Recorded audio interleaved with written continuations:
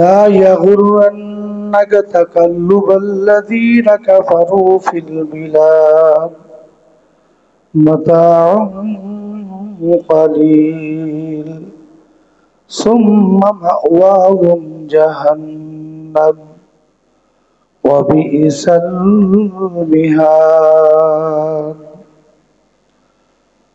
وقال رسول الله صلى الله عليه وسلم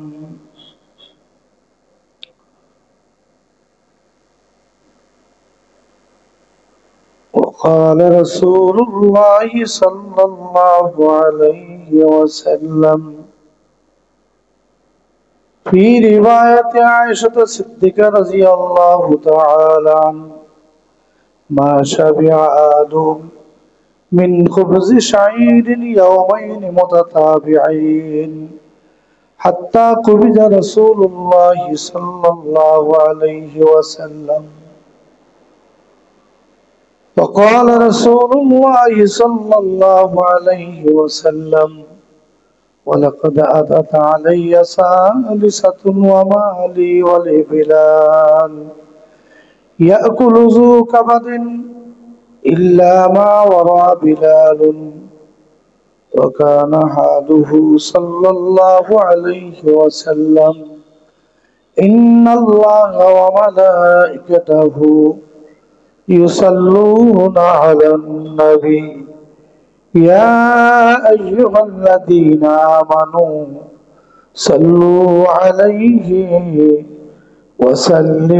وسلموا تسليما اللهم صل على سيدنا ونبينا وشفيعنا وحبيبنا ومولانا محمد صلى الله عليه وعلى آله وأصحابه وبارك وسلم اللهم صل على سيدنا ونبينا وشفيعنا وحبيبنا ومولانا محمد صلى الله عليه وعلى آله وأصحابه وبارك وسلم بلغ العلا بكماله كشف الدجى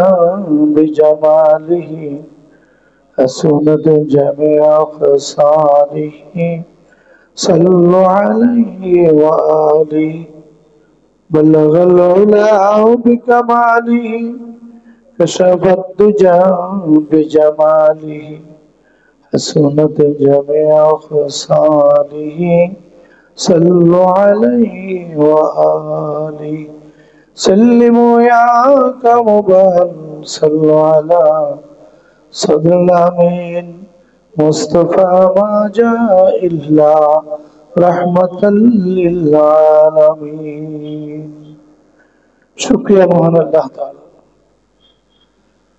যিনি আপনাকে আমাকে এক ফোঁটা পানি থেকে সৃষ্টি করে আশরাফুল মখলুকাত হিসাবে সৈয়দুল মুরসালিন খাতামুল আম্বিয়িন খাতামুন নবিয়্যিন শাফিউল মুযনিবিন মুহাম্মদ রাসূলুল্লাহ সাল্লাল্লাহু আলাইহি ওয়াসাল্লামের উম্মত হওয়ার যে তৌফিক দিয়েছেন এইজন্য আমরা সকলে শুকরিয়া জানাই আলহামদুলিল্লাহ। ধারাবাহিক আলোচনা চলতেছিল রাসূল সাল্লাল্লাহু আলাইহি ওয়াসাল্লাম নিজে নিজের স্ত্রীদের কাছে কেমন প্রিয় ছিলেন সেই সম্পর্কে গত জুমা আলোচনা হয়েছে। মুহাম্মদ রাসূলুল্লাহ সাল্লাল্লাহু আলাইহি ওয়াসাল্লাম বলেন খায়রুকুম খায়রুকুম লিআহলি ওয়া আনা খায়রুকুম লিআহলি, আমি আমার উম্মতের মধ্যে সবচেয়ে উত্তম উম্মত ওই ব্যক্তি যে তার স্ত্রীর কাছে ভালো। আমি মুহাম্মদ রাসূলুল্লাহ সাল্লাল্লাহু আলাইহি ওয়াসাল্লাম আমার স্ত্রীর কাছে সবচেয়ে ভালো। পুরো আলোচ্য বিষয়ের সার মগজ ছিল রাসূল সাল্লাল্লাহু আলাইহি ওয়াসাল্লাম চিন্তা চেতনা দেমাগ নজর সবকিছুই আপন ঘরের দিকে নিবেদিত করেছিলেন, যার জন্য বিবিরা ওনার কাছে খুব বেশি প্রিয় ছিল, উনিও বিবিদের কাছে খুব প্রিয় ছিলেন। অতএব আমরা আমাদের নজর, আমাদের সময় আমাদের বিবিদের মধ্যে, আমাদের ঘরে গিয়ে কাটাইতে হবে, এইভাবে আমাদের চিন্তা ভাবনা করা উচিত। তাহলে পরিবারে শান্তি আসবে।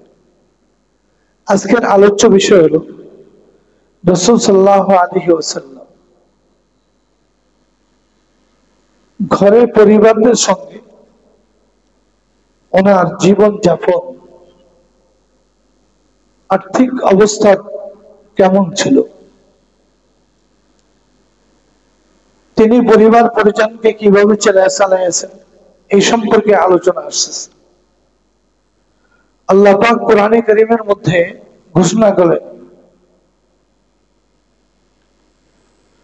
লা ইয়াগুররান্নাকা তাকাল্লুবুল লাযীনা কাফারু ফিল বিলাদ।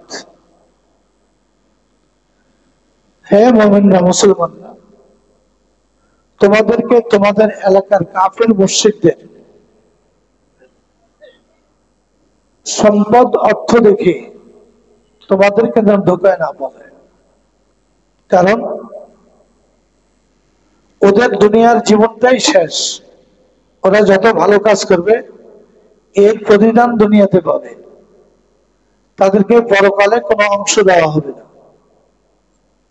আর আমরা যত ভালো কাজ করব, সমস্ত ভালো কাজগুলো আমাদের আখিরাত পরকালের জন্য জমা করে রাখা হবে। দুনিয়াতে চলার জন্য যতটুকু প্রয়োজন অতটুকু আমরা পাবো, এর চেয়ে বেশি কি আমাদের প্রয়োজন নেই। রাসূল করিম সাল্লাল্লাহু আলাইহি ওয়াসাল্লাম উপরে আয়াত নাযিল করে আল্লাহ পাক বলেন, লা ইয়াগুররান্নাকা তাকাল্লুবুল লাযীনা কাফারু ফিল বিলাদ। কাফের মুশরিক ইহুদি খ্রিস্টানদের সম্পদ দেখে সেদিকে তোমরা যেন ধোঁকায় পড়ে না যাও। মাতাউন কালিল, দুনিয়ার জীবনে আমি তাদেরকে যে সুখ সম্পদ দিয়েছি এটা সামান্য। সামান্যটা আমরা কিভাবে বুঝবো?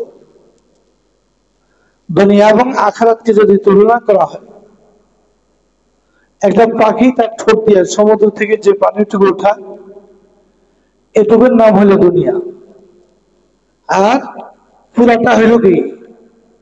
সমুদ্রের সকল পানি হইল আখিরাত, অর্থাৎ পরকাল শুরু হবে আর শেষ হবে না। দুনিয়ার জীবন যতই সুখী থাকুক, শান্তিতে থাকুক, শেষ হয়ে যাবে। এই কাফেরদের অর্থ সম্পদ থেকে তোমরা তাদের যাতে বিচলিত না হও, সেদিকে ঝুঁকে না পড়ো। আল্লাহ পাক বলেন, মাতাউন কালিল, তাদের যত অট্টালিকা থাকুক এটা সামান্য, কিচ্ছু না, অল্প একটু। সুম্মা মাওয়াহুম জাহান্নাম ওয়া বিইসাল মাসীর, এদের ঠিকানা হবে জাহান্নাম এবং তাদের বসবাসটা অত্যন্ত দুরূহ হবে, খারাপ অবস্থান থাকবে। আয়াত থেকে আমরা বুঝতে পারলাম, যারা কাফের মুশরিক ইহুদি খ্রিস্টান, তাদের হালাল হারামের কোনো প্রয়োজন নেই।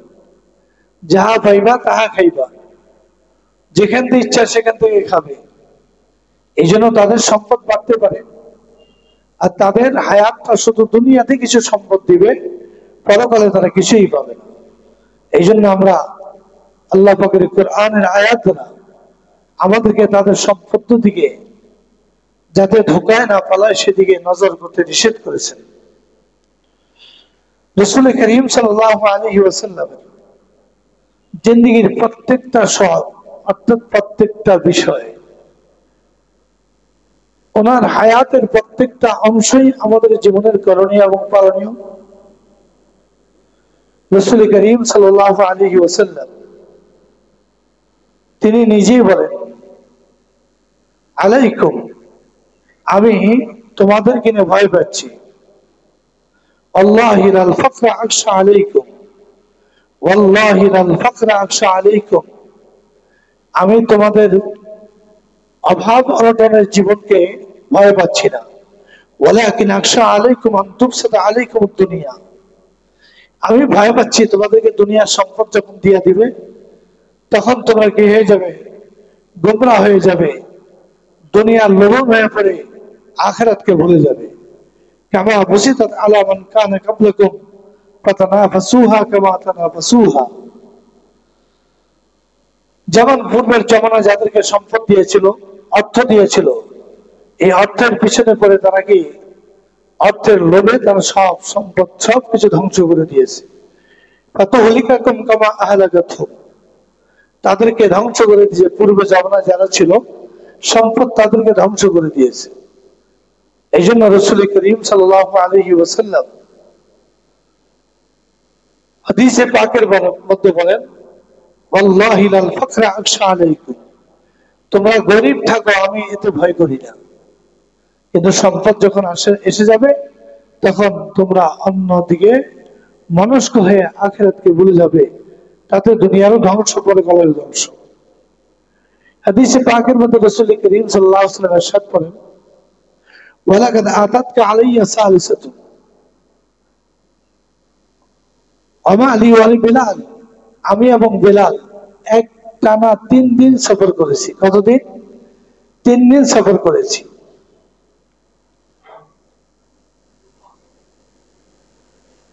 লা ইয়াকুলুহু যু কাবাতিন ইল্লা মা ওয়াল্লা বিলাল, আমরা 3 দিন পর্যন্ত তেমন কিছু খেতে পাইনি, শুধু বেলালের বগলের নিচে সামান্য কিছু খাবার ছিল। তাহলে বোঝা গেল একত্রে 3 দিন সফর করার পরে সামান্য কিছু, যেটা বগলের নিচে রাখা যায়, এমন একটু খাদ্য খেয়ে আমরা কি করছি? 3টি দিন অতিবাহিত করেছি। এই সম্পর্কে হযরত আয়েশা সিদ্দিকা রাদিয়াল্লাহু তাআলা আনহা থেকে একটি হাদিস আছে। قالت عائشة الصديقة رضي الله تعالى عنها ما شبع آل محمد من خبز شعير يومين, রাসূল সাল্লাল্লাহু আলাইহি ওয়াসাল্লাম পরিবার পরিজন পেট ভরে জবের রুটি খাইতে পারেন নাই একাধারে 2 দিন। কয়দিন? 2 দিন। কিসের রুটি? জবের রুটি। হাত্তা কুবিদা রাসূলুল্লাহ সাল্লাল্লাহু আলাইহি ওয়াসাল্লাম, এমন অবস্থায় রাসূল করিম সাল্লাল্লাহু আলাইহি ওয়াসাল্লাম দুনিয়া থেকে বিদায় হয়েছে। যাতা কলে ফিসে ছাকনি ছিল না, সামান্য একটু মুখের ফু দিয়ে জবের খসটা সরিয়া তা দিয়ে রুটিও ঠিক মতো 2 দিন পর্যন্ত কি লাগাতার 2 দিন খেতে পারেন। 2 দিন লাগাতার খাবার রুটি, জবের রুটিও পেট ভরে খেতে পারেন। হযরত আয়েশা সিদ্দিকা রাদিয়াল্লাহু তাআলা আনহা থেকে রওয়ায়াত, রাসূল করিম সাল্লাল্লাহু আলাইহি ওয়াসাল্লামকে জিবরাইল আলাইহিস সালামকে পাঠিয়ে আল্লাহ পাক বলছিলেন, ও আমার রাসূল, আপনাকে আমি যদি আপনি চান আমি উহুদ পাহাড়কে স্বর্ণ বানিয়ে দেব। রাসূল করিম সাল্লাল্লাহু আলাইহি ওয়াসাল্লাম বলছেন, না, আমার সেটার প্রয়োজন নেই। আমি যেদিন খাবো সেদিন আল্লাহ পাকের শুকরিয়া আদায় করব, আর যেদিন খাবো না সেদিন আমি সবর ইখতিয়ার করব। আস-সাবরু সাওয়াবুল জান্নাহ, ধৈর্য ধারণ করা তার বিনিময় হলো জান্নাত। তাহলে আমি ধৈর্য ধারণ করব। এই বর্ণনাতে আজকে 2টা শব্দ আমরা পেলাম, একটা হলো সবর, আর হলো কি শোক। একটা মানুষ পরিপূর্ণ মানুষ হইতে হইলে তাকে 9টা গুণ অর্জন করতে হবে। 1 নম্বর সবর, ধৈর্য ধারণ করা। আমরা তো ধৈর্য ধারণ করতে পারি না। ধৈর্যের সাথে নামাজ পড়া, ধৈর্যের পরীক্ষা দিতে থাকা, একের পর এক বালা মুসিবত আসতে থাকবে, আর আমরা সেই বালা মুসিবত কি দিব? পরীক্ষা দিব, সবর করতে থাকবো। এই সবর বহুত বড় নিয়ামত। সবর আপনাকে আমাকে জান্নাতে পৌঁছায় দিবে, সুবহানাল্লাহ। 2 নম্বর শুকর, শুকরিয়া আদায় করা, কৃতজ্ঞতা প্রকাশ করা। আমি তো গোলাম, মনে ইচ্ছা করলে আমাকে কিছুই না দিতেন, তাতে কিছু আসে যায় না, কিন্তু আমার মনেই আমাকে যা দিয়েছে, প্রত্যেকটা বিষয়ের উপরে যদি শুকরিয়া আদায় করতে পারি, আল্লাহ পাক বলেন লা ইন শাকারতুম লা আযীদান্নাকুম, যদি তুমি শুকরিয়া আদায় করো আমি তোমার নিয়ামতকে অবশ্যই বাড়িয়ে দিব। ওয়ালা ইন কাফারতুম, আমার নিয়ামত পেয়ে তুমি শুকরিয়া আদায় করো নাই, তো জেনে রাখো ইন্না আযাবি লাশাদীদ, আমার শাস্তি অনেক কঠিন। তাহলে একটা হলো সবার, আর হলো সুখ। তৃতীয় নম্বর যেটাকে কানাআত বলা হয়, অল্পতে তুষ্টি, যতটুকু পেয়েছি অতটুকু যে আলহামদুলিল্লাহ, আজকে সকালে পেট ভরে খেতে পেরেছি, শুকরিয়া আল্লাহর দরবারে। বিকেলে খাবার চেয়েও না, ধৈর্য ধারণ করছে, সবর। তো শুকর এবং সবর, এরপর আসবে কানাআত, অল্পতে তুষ্টি, যতটুকু আছে ততটুকু যথেষ্ট, এর চেয়ে বেশি আশা করা ঠিক না। এর চেয়ে অতিরিক্ত লোভ করলে তখন মানুষ গুনাহ লিপ্ত হয়ে যায়, ওই লোকটা ধীরে ধীরে অন্যায় অপরাধে জড়িত হয়ে যায়। সবর, কানাআত, আল-ইয়াকিন, আল্লাহ পাকের জাত এবং কুদরতের প্রতি বিশ্বাস রাখতে হবে। আমাকে সৃষ্টি করার পূর্বে আল্লাহ তাআলা আমার রিজিকের ব্যবস্থা করে রাখছেন, তো অবশ্যই আমার রিজিক আসবে, এর মধ্যে সন্দেহ নেই। পূর্ণাঙ্গ বিশ্বাস স্থাপন করতে হবে আল্লাহ পাকের উপরে। তাওয়াক্কুল, আমার সমস্ত কাজের ভরসা থাকবে আল্লাহর উপরে।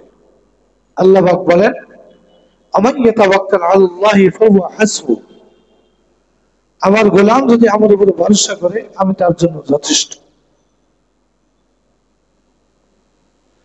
তাফওয়ীজ, আমার প্রত্যেকটা কাজ আল্লাহর উপরে সুপর্দ করব,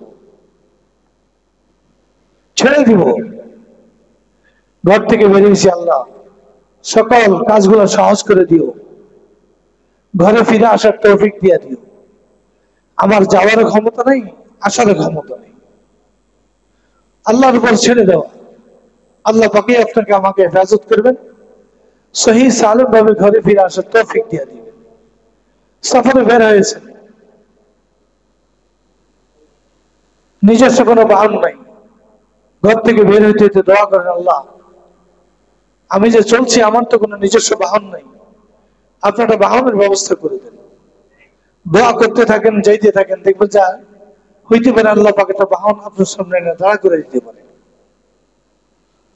রেজা, সব সময় আমার মনিবের উপর সন্তুষ্ট থাকা, সব সময় সুখে দুঃখে,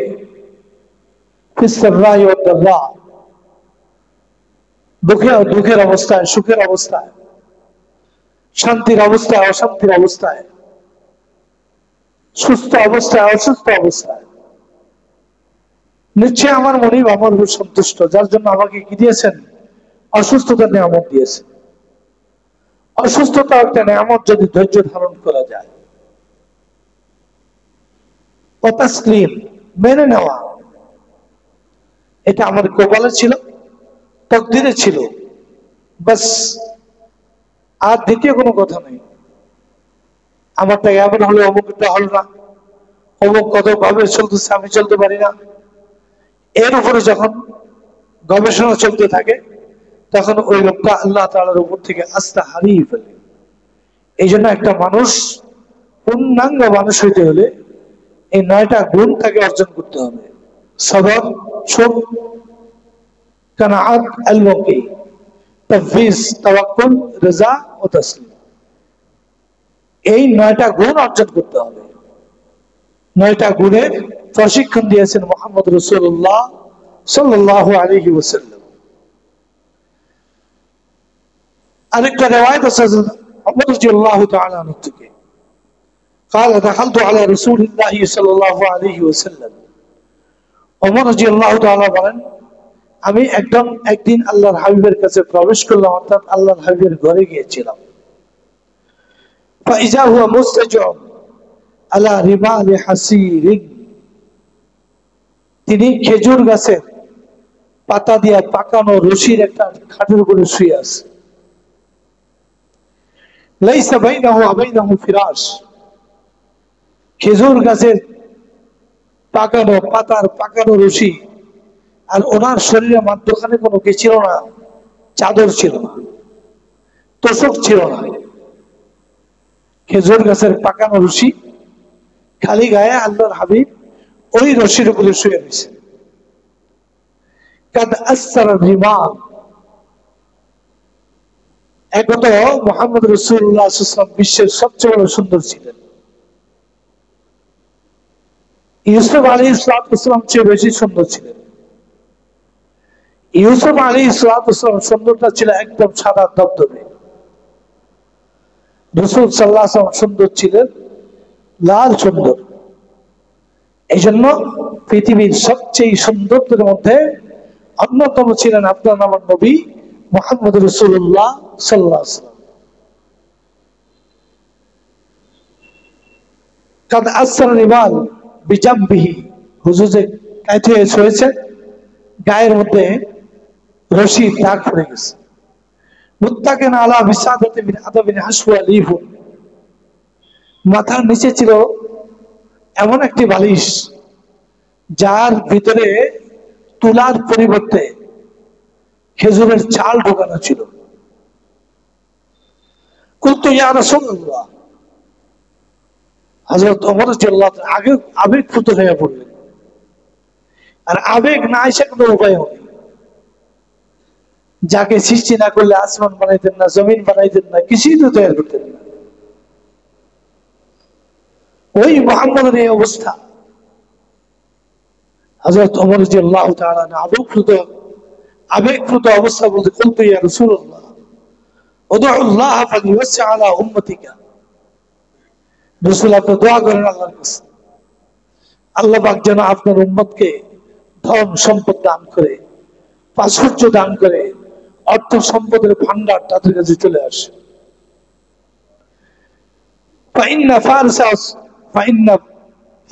রোম, পারস্য এবং রোম কাদ ওয়াসা আলাইহিম ওয়া হুম লা ইয়াবুদুনাল্লাহ, এরা তো আল্লাহ পাকের ইবাদত করে না, ওরা তো বহুত্ববাদের বিশ্বাসী। পারস্য এবং রোমেরা অগ্নি পূজার বিশ্বাসী, বহুত্ববাদের বিশ্বাসী, আর আপনি হলেন একত্ববাদের বিশ্বাসী। আপনি মনিবের কথা অনুযায়ী চলেন, আপনি দোয়া করেন আল্লাহ তাআলা যেন আপনার উম্মতের মধ্যে সম্পদের প্রাচুর্য দান করেন। فقال أو في هذا يا ابن الخطاب, রাসূল সাল্লাল্লাহু আলাইহি ওয়াসাল্লাম বলেন, ইবনুল খাত্তাবের ছেলে ওমর, তুমি কি খুব আবেগপ্রুত হয়ে গেছো, আশ্চর্যান্বিত হয়ে গেল? উলাইকা কওমুন উজ্জিলাত লাহুম তাইয়্যিবাতুন ফিল হায়াতিদ দুনিয়া, কাফের, মুশরিক, ইহুদি, খ্রিস্টান, নাসারা, এরা তো সামান্য দুনিয়া, যেই সামান্য দুনিয়া দিয়ে তারা সন্তুষ্ট হয়ে গেছে, আখিরাতে তারা কিছুই পাবে না।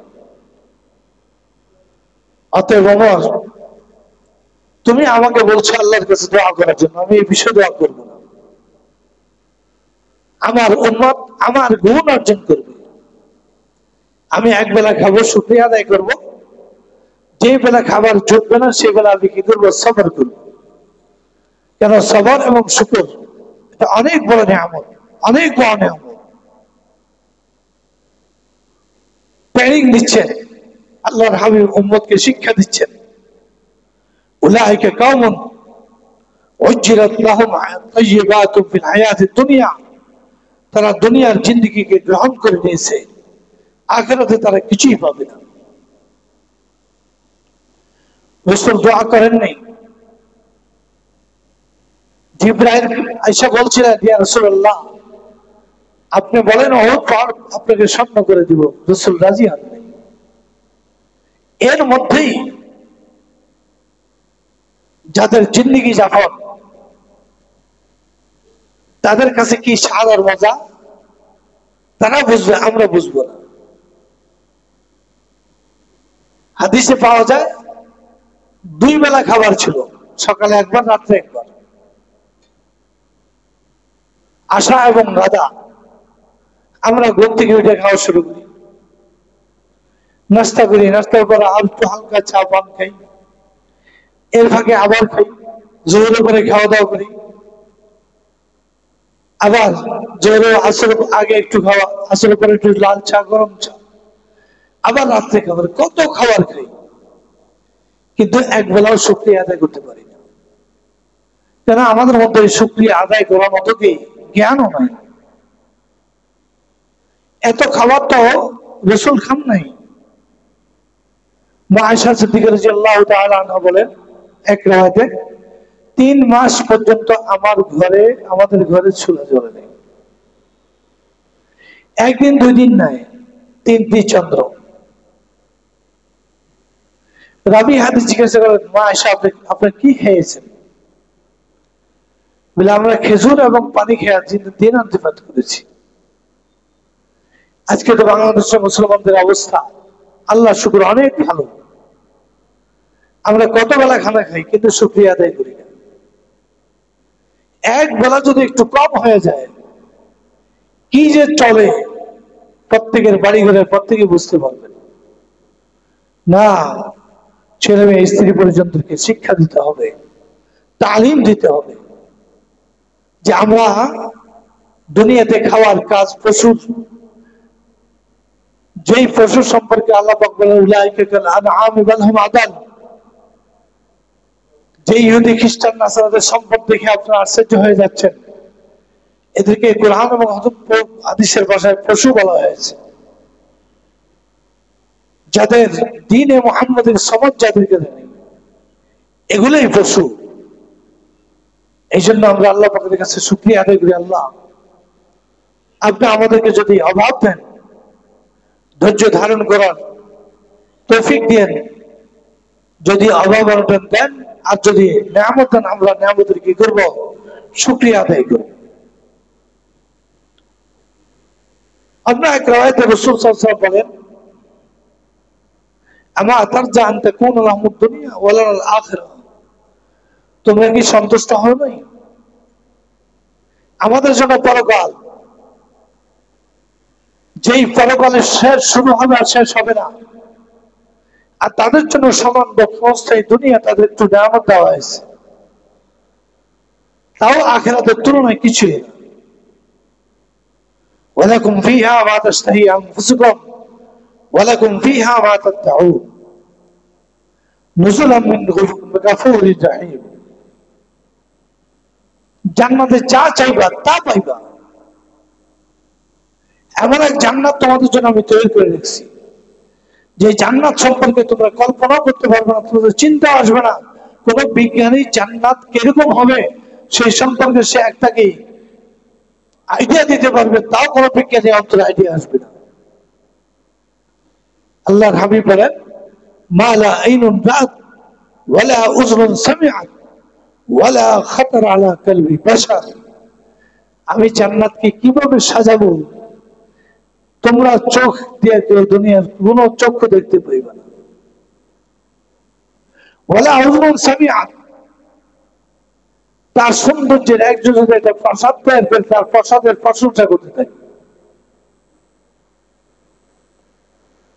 এই প্রাসাদটা কত সুন্দর হয়েছে, তোমরা এই সৌন্দর্য সম্পর্কে অন্য কার থেকে শুনতে পারবে না। ওয়ালা খাতার আলা কলবি বাশার, আল্লাহর হাবিব বলেন, কোন মানুষের অন্তরে এই সত্য জান্নাতের সৌন্দর্য, জান্নাতের না জানে আমাদের অবস্থান তাদের অন্তরে কল্পনা আসবে না। এই জন্য জান্নাতের যে সুখ, শান্তি, আরাম, দুনিয়ার কোন বৈজ্ঞানিক ওটাকে বলতে পারবে না, আইডিয়াও দিতে পারবে না। কেননা পরকাল সম্পর্কে বিজ্ঞানীদেরকে কোনো জ্ঞান আল্লাহ তাআলা দিবেন না। এমন কি আপনার আমার ঘরের সামনে আপনার আমার আব্বা আম্মা শোয়া, ওই আব্বা আম্মার খবরটুকু তো তারা নিতে পারবে না, যেহেতু মাটির উপর থেকে মাটির নিচ হলো আলমের বারজাখ, পরকালের জীবন শুরু। অতটুকু খবর লওয়ার মতো কোন বৈজ্ঞানিকদের কি ক্ষমতা নাই, শক্তি নাই। এই জন্য আমরা আমাদের স্ত্রী পরিজন, ছেলে মেয়েদেরকে আয় অনুযায়ী ব্যয় শিখাবো। অন্যের দিকে তাকাইতে বলবো না যাদের সম্পদ বেশি। রাসূল বলেন, তোমার দুনিয়ার দিকে যদি তাকাইতে চাও, তোমার নিচে যে আছে, যে যার পায়ে জুতা নেই তার দিকে তাকাও, গরিবদের দিকে তাকাও। রাসূল দোয়া করছেন, আল্লাহুম্মা আহিনি মিসকিনা ওয়া আমিতনি মিসকিনা ওয়া আশরনা ফি জামরাতিল মাসাকিন। আল্লাহ, আমাকে আপনি দুনিয়াতে গরিব অবস্থা রাখেন, মৃত্যুটাও গরিব অবস্থা দিয়ে, এবং কাল কিয়ামতের ময়দানে গরিবদের সঙ্গে আমার হাসর নসর করিয়ে। হাদিসে পাকের মধ্যে রাসূল ইরশাদ করেন, ধনীর চেয়ে গরিবরা 500 বছর আগে জান্নাতে চলে যাবে। অথচ ইন্না ইয়াওমান ইনদা রাব্বিকা কাআলফি সানাতিন মিম্মা তাউদ্দুন, ইন্না ইয়াওমান ইনদা রাব্বিকা, পরকালের একদিন তোমার প্রভুর কাছে, কাআলফি সানাতিন মিম্মা তাউদ্দুন, 1000 বছর। তো 500 বছর আগে যদি চলে যায়, তাহলে কত লক্ষ হাজার বছর আগে গরিবরা জান্নাতে চলে যাবে। গরিবদের কোনো আফসোস নাই। গরিবরা যদি ঈমান আমল সহি রেখা কবরে যেতে পারে, তো আল্লাহর ফজলের সাথে সাথে তাদের জন্য কি জান্নাত। এই জন্য কবি তার ভাষায় বলেন, গনি গর্ণবাসী মকুন ইজতিরাব কে সুলতান খাহাত হিরাজ আজকারা। ধনীরা কত পেরেশান থাকে, এই ট্যাক্স, এই ট্যাক্স, এই দুদুক, এই মামলা, সেই মামলা, এই অবস্থা, সেই অবস্থা। আর গরিব কোন চিন্তা নেই, ট্যাক্সে নেই, সে তো গরিব মানুষ। তো দুনিয়াতে যদি ছাড় পায়, তো পরকালে ছাড় পাবে না কেন? শুধু ঈমান এবং আমলটাকে সহি রাখা। মদিনা, বনি কুরাইজা এবং বনু নাজির, এই দুটি গোত্র মদিনাতে বসবাস করত। হুনাইনের যুদ্ধের পরে এই গোত্রের সাথে সাহাবায়ে কেরামদের কি হয়, লড়াই হয়। সেখান থেকে মোটামুটি পর্যাপ্ত পরিমাণ মাল উঠছে। রাসূল সাহাবায়ে কেরামকে ভাগ করে দিয়েছেন, স্ত্রী পরিজনদেরকে ভাগ করে দিয়েছেন। রাষ্ট্র প্রধানের জন্য মালে গনিমতের 5 অংশের 1 অংশ আল্লাহ পাক কোরআনে নির্ধারণ করে দিয়েছেন রাষ্ট্রপ্রধানের জন্য, আর বাকিগুলাকে সব ভাগ করে দিবেন যোদ্ধাদের মধ্যে। তো মালে গনিমত পেয়েছেন মোটামুটি ভালো, বিবিদেরকেও দিয়েছেন। এখন বিবিরা চিন্তা ভাবনা করলো, আল্লাহর হাবিবের কাছে তো মাল আছে, স্বাভাবিক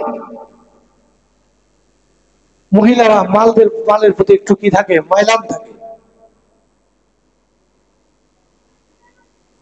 সকল বিবিরা ঐক্যমত হইয়া রাসূলকে বললেন, ইয়া রাসূলুল্লাহ, আমাদেরকে একটু বাড়াইয়া দেন।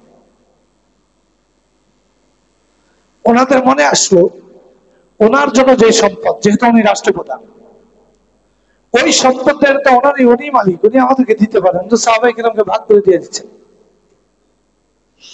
আল্লাহ পাক কোরআনে কারীমে আল্লাহ নবীকে জানায় দেন, ইয়া আইয়ুহান নবী ইন কুনতুন্না তুরিদুল হায়াতাদ দুনিয়া ওয়া যিনাতাহা, হে নবী, আপনার স্ত্রীরা দুনিয়ার জীবনকে, যে জিনাতুল হায়াতুদ দুনিয়া, দুনিয়ার চাকচিক্যকে যদি তারা সামনে রাখে, ফাতাআলাইনা উমাত্তিকুন্না ওয়া উসাররিহুকুন্না সারহান জামিলা, তাদেরকে বলে দেন, আসো, কে কে দুনিয়ার সম্পদ নিয়ে রাজি আছো, কে কে আসো, আসো আমার কাছে আসো, তোমাদেরকে কোনো কষ্ট দেওয়া হবে না, সম্পদ দিব, সুন্দর করে তোমাদেরকে বিদায় করে দিব।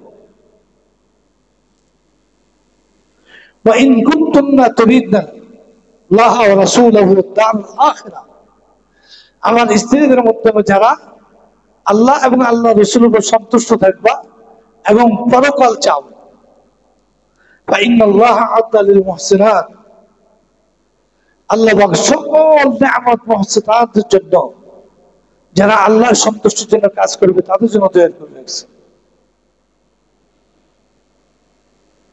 এবং তোমাদেরকে উত্তম পুরস্কার দেওয়া হবে, আজরান আযীমা, অনেক অনেক বড় পুরস্কার দেওয়া হবে।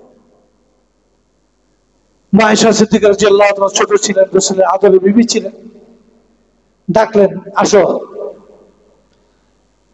চিন্তা ভাবনা করে একটু কথা বলবা।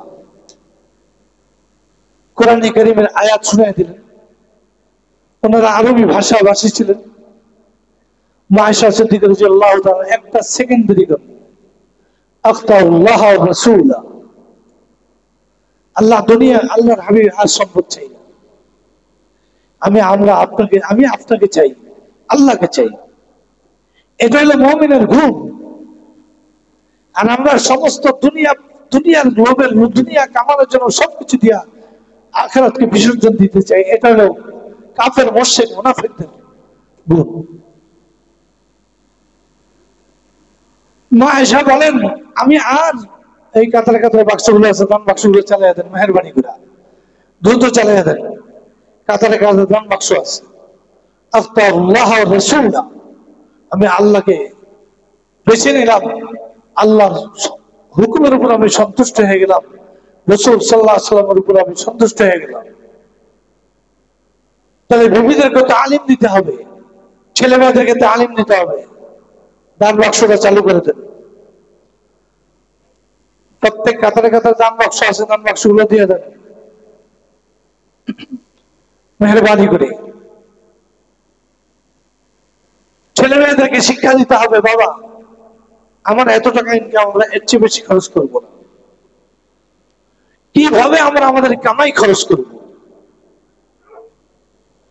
বেহেশতি যাওয়ার মধ্যে হযরত থানবী রাহমাতুল্লাহ আলাইহি একটা ঘটনা আনছেন যে এক ব্যক্তি আকাশে মেঘমালা দেখতেছে, হঠাৎ তার থেকে আওয়াজ শুনলো, অমুকের জমিনে পানি দাও। এখনো বৃষ্টি বর্ষণ হয়নি। সে মেঘমালা পিছে পিছে যাইতেছিল, যা দেখে পাহাড়ের উপর বৃষ্টি বর্ষণ হয়েছে। পাহাড়ের পাদদেশে নিচে এক ভদ্রলোক তার বেলচা দিয়া পানি তার খেতে দিচ্ছে। ওই লোক যায় জিজ্ঞাসা করলো, ভাই তুমি কি করো? বলে, আমি তো কিছুই করি না। বলে, তোমার খেতে পানি দিতে বলছে, আসমানে মেঘের থেকে আওয়াজ পাইলাম। বলে, ওই সম্পর্কে তো আমার জানা নাই। বলে, কি জানা আছে তোমার? তুমি কি করো? নিশ্চয়ই তুমি কিছু করো। বললাম, এই জমিটুকু আমার, এই জমিনে যা ফসল হয় আমি 3 ভাগ করি।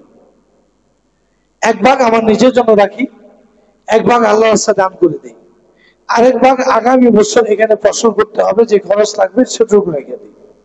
হ্যাঁ বুঝছি, তোমার এই কাজটাকে আল্লাহ খুব বেশি পছন্দ করছে। ঠিক আমাদের কামাই রোজগার গুলোকে আমরা এইভাবে খরচ করব, স্ত্রী পরিজনদের উপরে খরচ করব। আল্লাহ পাক যাদেরকে তৌফিক দিয়ে দেন, আমরা বেশি বেশি করে খরচ করব। ওয়ালিয়ুনফিক যু সাআতিন মিন সাআতিল্লাহ, আল্লাহ পাক যাদেরকে সম্পদ দিয়েছেন, যতটুকু খরচ করলে স্ত্রী পরিজনের প্রয়োজন পূরণ হয় অতটুকু আমরা তাদের প্রতি খরচ করব। ওয়ামান কাদারা আলাইহি রিজকুহু ফালিয়ুনফিক মিম্মা আতাহুল্লাহ, যদি অর্থ সম্পদ ওরকম না থাকে, যতটুকু দিয়েছে আল্লাহ তাআলা তার থেকে তুমি স্ত্রী পরিজনের উপরে খরচ করো। এই জন্য বাসায় আমাদেরকে ট্রেনিং দিতে হবে স্ত্রী পরিজনদেরকে, যে দুনিয়ার জীবন আসল জীবন না, এটা হলো ক্ষণস্থায়ী জীবন। আসল জীবন হলো পরকাল।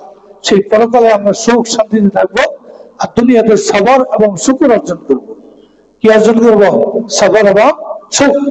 যখন পাবো না তখন সবর করবো, ধৈর্য ধারণ করব। আর যখন কোনো নিয়ামত চলে আসবে ওই মুহূর্তে আমি নিয়ামত নিয়ে কি করবো? আল্লাহ দরবারে শুকরিয়া করব, জবানে বলবো আলহামদুলিল্লাহ।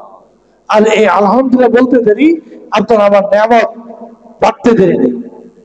যত শুকরিয়া করবে শান্তি চলে আসবে। নিরাপত্তা চলে আসবে এবং দেখবেন অল্প মালে আল্লাহ তাআলা আপনাদেরকে খুব স্বচ্ছন্দে জীবন যাপন করার ব্যবস্থা করে দিবে। আল্লাহ পাক আমাদেরকে আপনাদেরকে রাসূল সাল্লাল্লাহু আলাইহি ওয়াসাল্লামের জীবনের অভাব অনটনের অবস্থানগুলো সামনে যদি থাকে, আমাদের পরিবার পরিজন চালাতে আমাদের জন্য সহজ হবে। আল্লাহ পাক আমাদেরকে প্রত্যেককে আল্লাহর হাবিবের জীবনের প্রত্যেকটা অংশকে আমার জীবনে অংশ বানানোর তৌফিক দান করুন। ওয়া আখিরু দাওয়ানা আলহামদুলিল্লাহি রাব্বিল আলামিন।